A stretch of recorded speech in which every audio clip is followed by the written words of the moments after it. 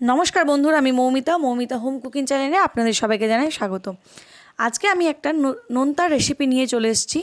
ঠিক নতুনত্ব, নিমকির মতনই কিন্তু একটু নতুনত্ব রেসিপি নিয়ে এসেছি।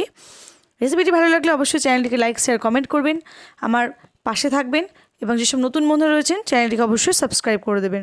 পাশে থাকা বেল আইকনটি প্রেস করবেন বন্ধুরা, যাতে নতুনত্ব ভিডিওর আপডেটগুলি আপনাদের ফোনে সর্বপ্রথম পৌঁছে যায়।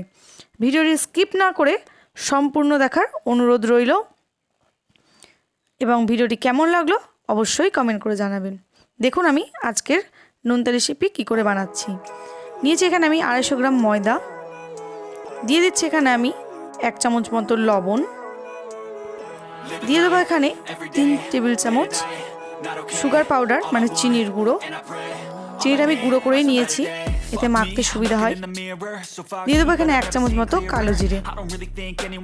এই নোনতা রেসিপিতে কালো জিরের ফ্লেভারটা অসম্ভব ভালো লাগে। আর এখানে ব্যবহার করব আমি 3 চামচ মতো ঘি। ঘিটা ব্যবহার করলে ঘিয়ের যে গন্ধটা এতে কিন্তু খুব ভালো লাগে, সেই জন্য আমি ঘিয়ের ব্যবহারটা করছি। দেখুন ভালো করে এবার আমি এটা মেখে নেব। উপর থেকে আমি আরও 3 চামচ মতো সাদা তেল ব্যবহার করলাম, এটাও ভালো করে মেখে নেব। তো দেখুন মাখার পরে ঠিক এই রকম হতে হবে, তাহলে কিন্তু জিনিসটা খুব ভালো হবে। এবার আমি এতে দিয়ে দেবো 1/2 চামচ মতো ফুড কালার, এটা আমি কালারের জন্য ব্যবহার করছি। তো ভালো করে মেখে নেব। এবার আমি খুব অল্প অল্প জল দিয়ে ভালো করে এটা মেখে নেব। জল দিয়ে দিচ্ছি, ভালো করে মেখে নিচ্ছি। তো দেখুন মাখা হয়ে গেছে, প্রপার একটা ডো তৈরি হয়ে গেছে। এবার আমি গ্যাসে কড়াই বসিয়ে নেব। তো গ্যাসে কড়াই বসিয়ে নিয়েছি, দিয়ে দেবো সাদা তেল। তেলটা আমি কিছুক্ষণ গরম হওয়ার জন্য ছেড়ে দেব। এদিকে আমি একে একে লেচিগুলো কেটে নেব। এবার আমি দিয়ে দিচ্ছি অল্প করে শুকনো ময়দা। এবার লিচিগুলো বেলে নেব। বেলাটা কিন্তু খুব পাতলা হলেও চলবে না, আবার খুব মোটা হলেও চলবে না, একটু মিডিয়াম করে বেলে নিতে হবে। আমি দেখিয়ে দিচ্ছি ঠিক কীরকম করে বেলে নিতে হবে। ঠিক এইরকমভাবে কিন্তু বেলে নিতে হবে। আমি একটা বোতলের মুখ নিয়েছি, তাতে করে কিন্তু এই শেপটা দেব, এই গোল গোল রিংয়ের শেপটা আমি দিচ্ছি।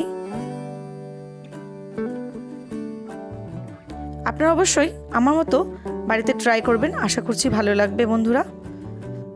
দেখুন সমস্ত আমার হয়ে গেছে বানানো, ঠিক এরকমভাবে বানাতে হবে। এদিকে তেল গরম হয়ে গেছে, এবার একে একে আমি তেলে ছেড়ে দেব। আপনাদের ঘরে আত্মীয় স্বজন এলে আপনারা অবশ্যই নোনতা রেসিপিটি বানিয়ে খাওয়াতে পারবেন এবং অনেক দিন ধরে এটা স্টোর করেও রাখতে পারবেন। এতে বেশি করে ময়াম দিলে এটা কিন্তু খুব সুন্দর খাস্তা হয়, এটা খেতেও কিন্তু খুব ভালো লাগে।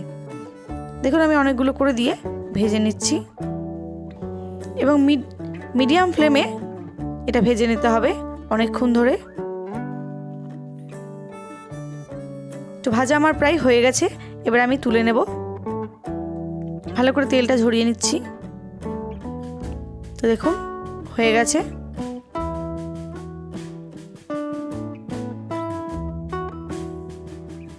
এভাবেই বাকিগুলো আমি সুন্দর করে ভেজে নেব।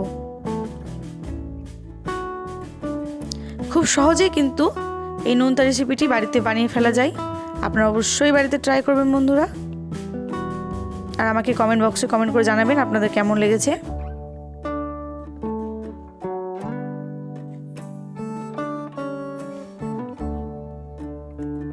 তো আজকের এই নোনতা রেসিপিটি আমাদের রেডি হয়ে গেছে। চা বা কফি এবং সন্ধ্যের আড্ডায় বসে নোনতা রেসিপিটি অসম্ভব ভালো লাগবে।